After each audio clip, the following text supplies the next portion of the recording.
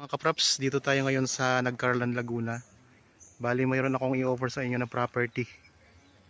Isa itong farmland na napakaraming mga tanim. So sa niyog pa lang, sa mga buko pa lang ay talagang sulit na sulit na. Ayan mga kapraps, ito na yung pinaka boundary niya. Yan. Hanggang doon. Yan, doon po. Tapos yung palayan na yun nasa dulo, yung nakita nyo po sa dulo, i-zoom in ko lang ha. Yan, yung may mga poste na yan ay kasama po yan sa property. Lusot na po yan doon sa kalsada. So at saka yung kalsada mga kapraps, ayan lang oh. Yan lang ang kalsada mga kapraps sa sementado, yung barangay road. Meron ng access ng kuryente, meron na ring access ng tubig. Ang dami ding mga tanim dito na prutas, iba't ibang prutas mga kapraps, kaya samahan nyo po ako sa pag-iikot. Bali ang sukat nito ay 3.9 hectares. Ito ay titulado. Yan, dito pa lang sa pinanggalingan natin, ang daming mga puno ng kakao. Tapos napakaraming mga puno ng lansones. Ang mga lansones dito mga kapraps ay batang bata pa. Meron din ditong puno ng santol. Ayan ang puno ng santol oh. Tapos talagang masipag pa itong umunga ang mga prutas dito. Patag na patag ang lupa. So napakapatag, wala tayong makitang kahit konting maliit na bundok dito. Tayo ay mag-ikot, medyo malawak-lawak ito mga kapraps. Ang distansya nito sa National Highway ay nasa 350 meters lang. Napakalapit lang mga kapraps nun. Tapos meron itong right of way na ang lusot ay sa barangay hall nitong barangay nila. So marami ding mga tanim na kaimito. Iba-ibang prutas mga kapraps ang makikita natin dito sa loob ng property. Ito ang daming mga kakao dito. Yan. Ang dami pating bunga na oh. Ang dami ng bunga ng kakao.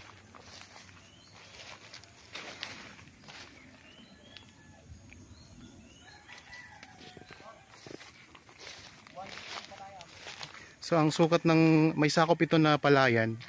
Bali ang sukat ng palayan mga kapraps na sakop nitong property ay 1.5 hectares. Bali lumalabas kasi 3.9 hectares ang pinaka total nito. Ang sukat nitong maraming prutas ay 2.4 hectares. Tara, tingnan naman natin yung sakop na palayan. Ito sakop po yan mga kapraps. Yung may kubo na yan. Tapos ayun yung mga ano, mga katabi ninyong mga property. Yan, doon sa may tabi ng kalsada, marami ng mga bahayan.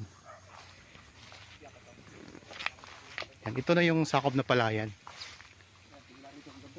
Yan na yung ano, daanan, yung dinadaanan ng motor. Doon. Ang magiging record yun. Ah, yung mga nagkakarera. Yung may bahay na malaki. Ayun. Ito. Bago ko sa. So ito yung sakop na palayan. Yan. Hanggang doon po yan sa gilid ng bahay. Ayun. So yan. Ito yung palayan mga kapraps. Yung kalsada na yun, yung sa bahay na yan, kalsada na po yan. Tapos ang boundary nitong palayan na to hanggang dyan din sa gilid ng bahay. Itong sakop ng property na to. Yan, pwede kayong mag-alaga dito ng mga alagang hayop mga kapraps. Yan, may ibang alaga silang baka dito. May access na ng kuryente. Mayroon na ring access ng tubig.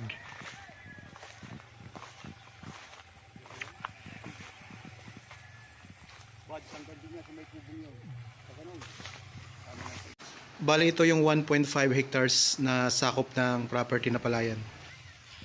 Lipat ko lang yung para sa palayan. Kita natin ano. So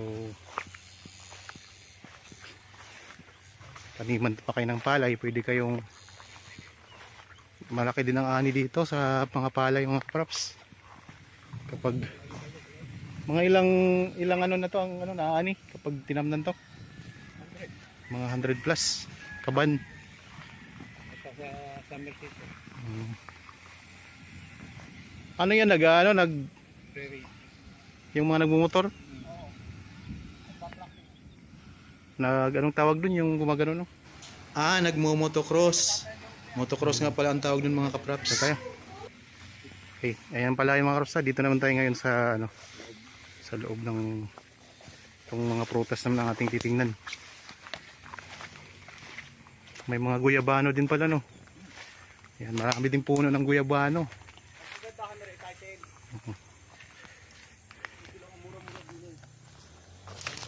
Ang presyo pala nito mga kapraps ay nandyan sa description box at sa title nitong video.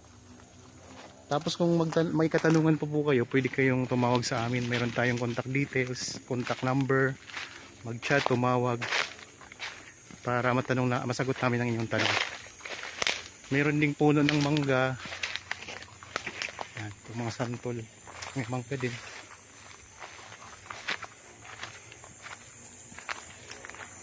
Daming niyog.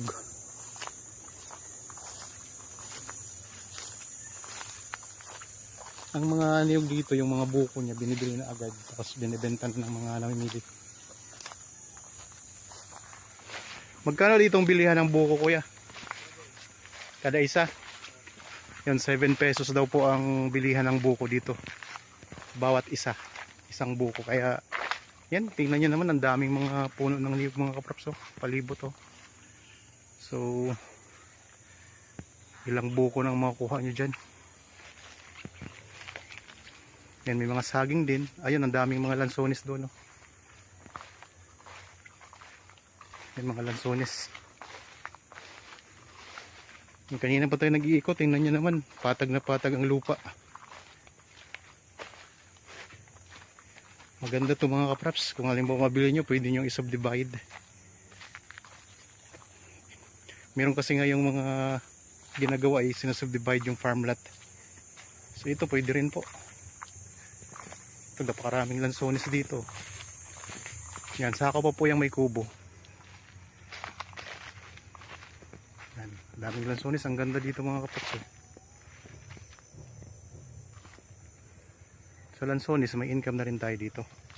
Tapos ang dami rin mga rambutan. May kuryente, malapit sa kuryente. Meron lang. Papalinya. 350 meters lang ang layo nito sa highway.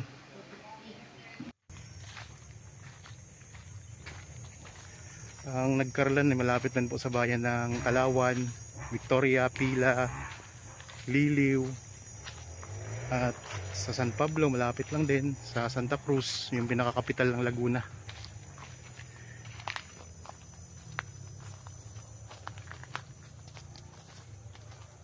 Daming lansones no? Dami.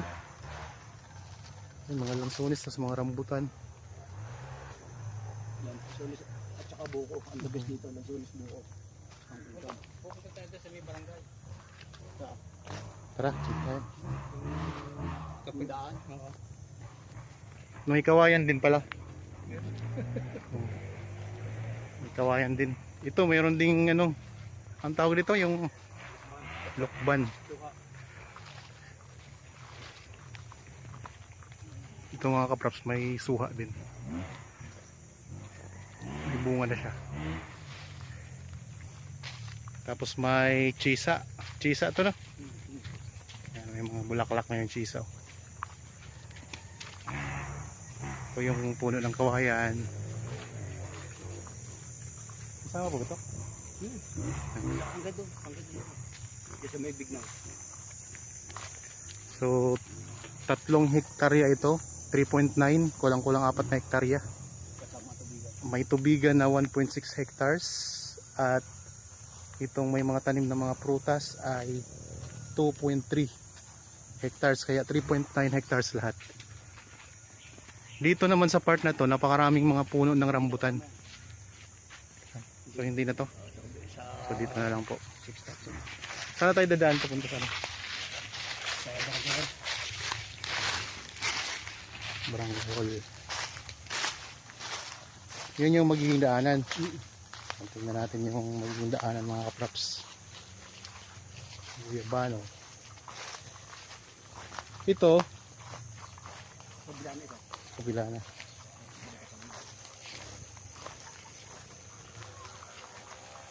So hanggang dyan po ang property mga kapraps.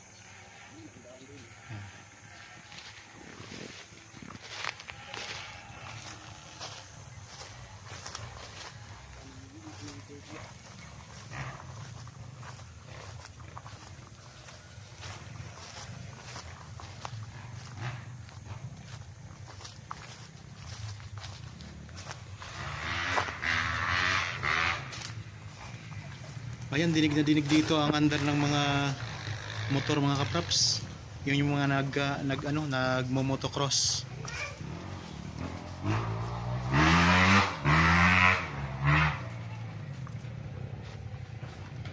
May mga nag-aano dito ng mga motor.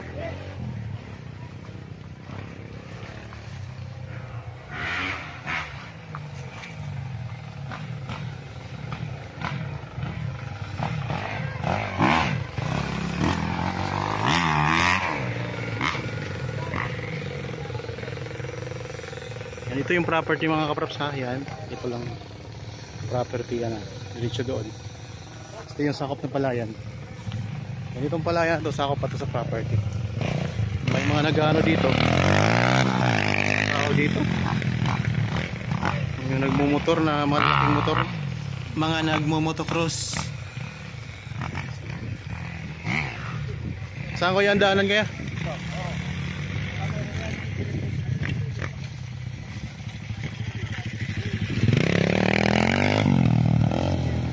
Itong dinadaanan natin ngayon mga kapraps, ito yung sakop na palayan ng property. Ito sakop pa itong palayan na to. Hanggang saan po?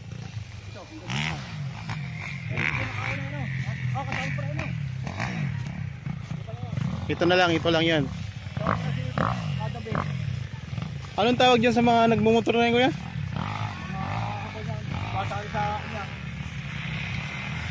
Mga nagpa-practice, mga motocross. Yan, motocross. May mga nagmumotocross dito mga kapraps. Oh.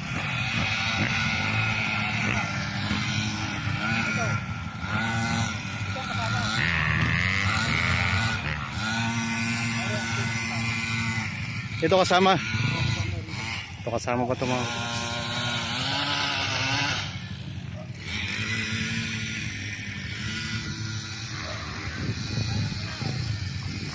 kasama pa yung palayan na to. Nagmumotocross dito.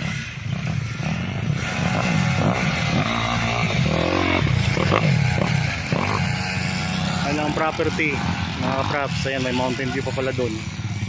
Kasi ito kasama pa to sa property. Kasi 1.6 hectares sa dito palayan sa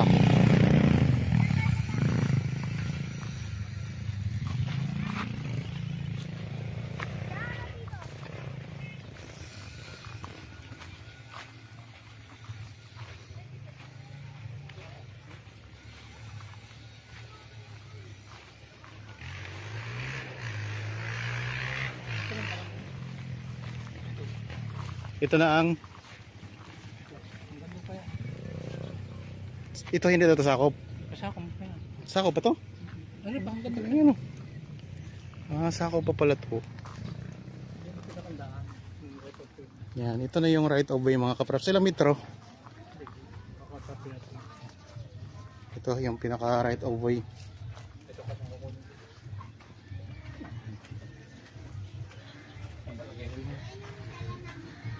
So ito na mga kapraps. Ito yung barangay road.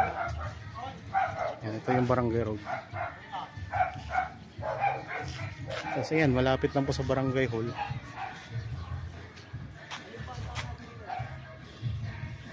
So, dito maging right of way. Yan, ito yung barangay hall mga kapraps. So ito yung barangay road. O so yan, malapit lang sa barangay hall. So, sementadong kalsada, ito yung barangay. Tapos ito yung magiging right of way ng property. So ang lapad po nito mga kapraps mula dito, ang right of way hanggang dito po. Bali 6 o 5 meters po ang lapad dito. Ulitin ko lang po, 5 meters ang lapad nitong right of way. Matatanggal po yan. Tapos ang layo po ng property sa dito mula sa kalsada ay 10 metro lang. Yan na po mismo ang property. Itong may Kasama po ito. Pwede daw sila. Ito na Yun. kasama po. yan, kasama na po ito.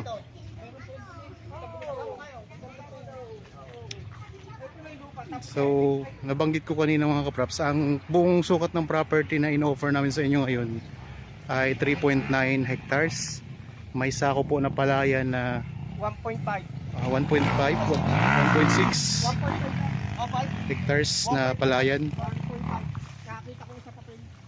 So 1.5 hectares na palayan. Tapos 2.4 Hanggang dito pa ang galing. hectares yung may mga tanim na mga prutas. So ito yung pinaka ano, Ito. ito yung pinaka boundary niya. Tapos ko ganyan. Kasama hanggang dito yan, Lord.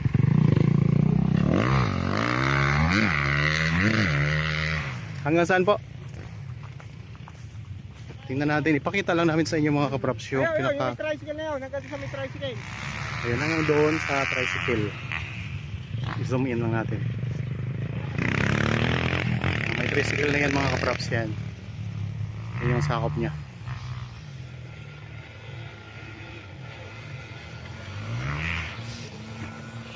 May ipakita lang sa atin yung ano, yung kasama natin yung boundary. Yan. Tapos yung ano mga kapraps, yung may mga ano na yan, yung kalsada na yan, papunta na yung highway.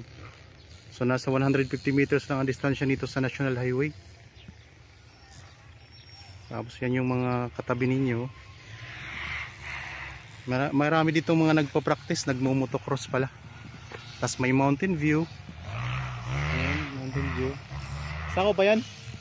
Ito, hindi na. So yun. Alin po dyan ang sakop na palayan?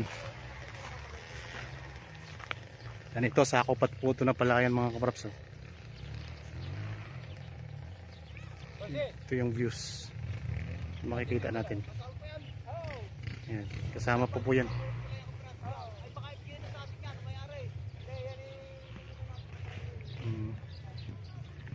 Ito, sakop pa to no? Hanggang doon sa may tricycle na yan. Ayan. So sakop pa po yan mga kapraps. Oh. May mga may mga tanim na ornamental bamboo. Tara, doon na tayo kuya, balik tayo doon. Ang ating motor.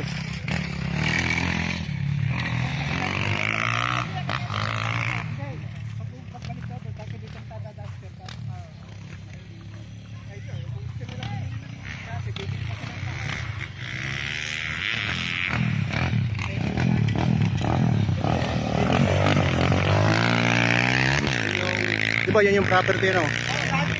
Yung property na yun. Yun yung pinanggalingan natin kanina. Hanggang sa may kubong yun. Ayun, oh. Lampas pa yun. Yung pinanggalingan natin kanina. Doon tayo nag-iikot kanina. Yun yung may mga tanim na mga prutas. Ang dami. So iba't ibang prutas yun mga kapraps. Tapos ayan po ang ano. May mountain view sa may bandang likuran.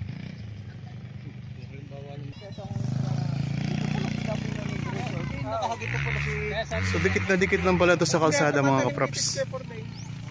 Ano lang, 10 metro lang ang layo sa Barangay Road. 10 metro lang ang layo sa Barangay Road no? Oo, 10 metro lang. Mayroon ng linya ng kuryente, mayroon ng source ng Ayan ang tubig. linya ng kuryente oh. Oo. May lark dyan. May lark pati eh. May... Ano yung lark? Yung Laguna Water. Yun, Laguna Water. Tubig ng kumer. Source ng tubig. Ito hindi na to kasama. Kasama ito, kasama. Nakasama pa to. Ayan yung boundary ngayon. Ito kasama pa to mga kapraps oh. Boundary ng mga bahay na. Tapos ito, yan buo yan. Yan, Ganun. yan na. Yan ang pinakang ano na. Ano, yan yun. Sako ko yan ng property. Yun lang doon sa mga tanim. Kasi ito yung pinaka-boundary niya. Diretso ko yan doon.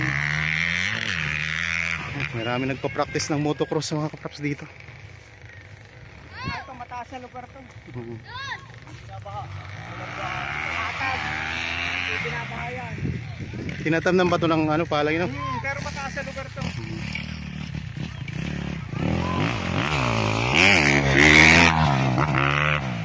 Kung dinadaanan natin ngayon ay sakop to ng property mga kapraps ha.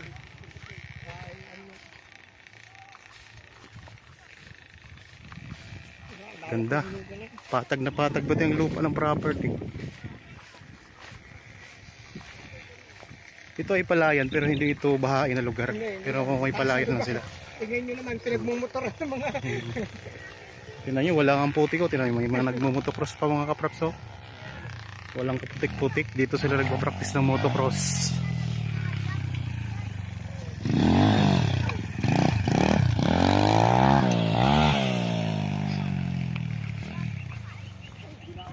Tapos ito na.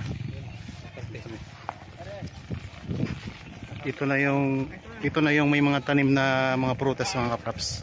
2 point ano yan eh, 2.4 may nugan. So ayan po. Ito yung sakop na palayan, 1.5 hectares. Tapos ito naman po yung may mga tanim na prutas na.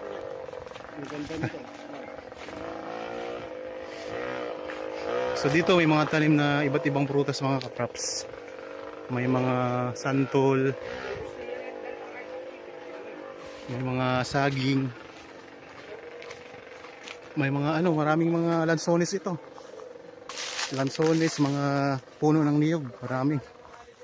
So sa puno pa lang ng niyog ay talagang sulit na sulit na.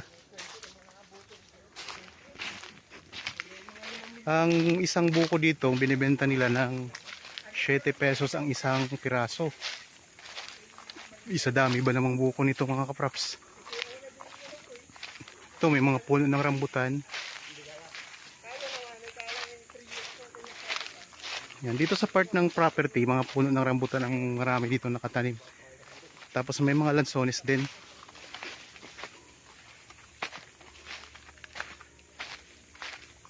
Ang daming lansones mga kapraps dito.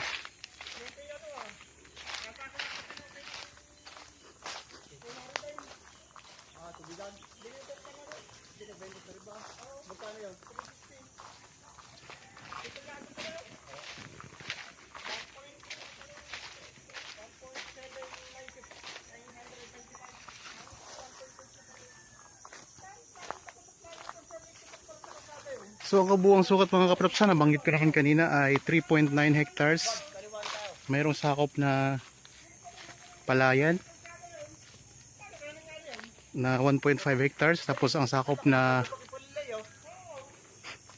ng itong mga tanim na to, itong may mga prutas na to ay 2.4 hectares ito. Daming mga tanim mga kapraps, iba't ibang prutas to. Ito may mga tanim din na kawayan, lukban, tapos may chisa, mga rambutan, lansones, to mga lansones. Dami mga kapraps.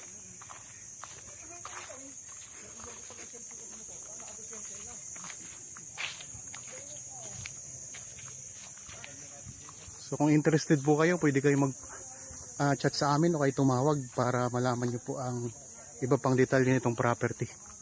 So meron ng right of way. Ang layo nito sa National Highway ay 150 meters lang. So ano pang hinihintay nyo mga kapraps? Pwede nyo itong i-subdivide kasi malawak na lupa. Hindi nakasama yan. So hindi, hanggang dito na lang no? Oo, ito. So hanggang dito na lang po. Ang pinaka-boundary niya, tapos doon. Ano ka session? Nandito? Oh, nandun. Yan. Pinaka-boundary. So ito yung pinaka-boundary niya mga kapraps. Yan, tanag. Ikanay po na ito eh. Yan, diretso po doon.